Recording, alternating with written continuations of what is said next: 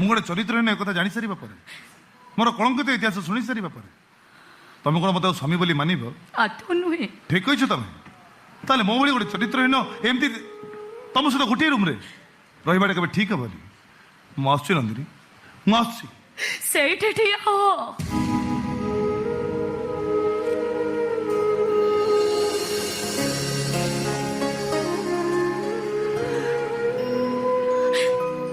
ମୁଁ ଯାହା ଦେଖୁଛି ନିଜକୁ ଦୋଷୀ ସଜେଇ ମୋ ଠାରୁ ଦୂରେଇ ଯିବାର ତମେ ଅନେକ ଆନନ୍ଦ ଅନୁଭବ କରୁଛ। ତମର ଏମିତି କାମ ଦେଖି ସାରିଲା ପରେ ସମସ୍ତେ କହିବେ ଏଇଟା ତମର ପାଗଳାମି,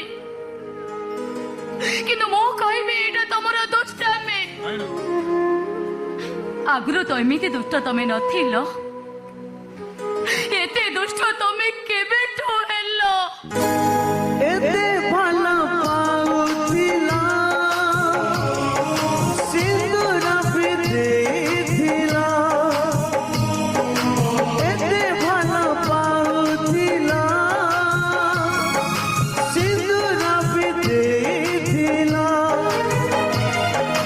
କାହିଁକି କେଜାଣି ସମ୍ପର୍କ ମଝିରେ, କାହିଁକି କେଜାଣି ସମ୍ପର୍କ ମଝିରେ ଚିଲିକାର ତଳି ଦେଲା।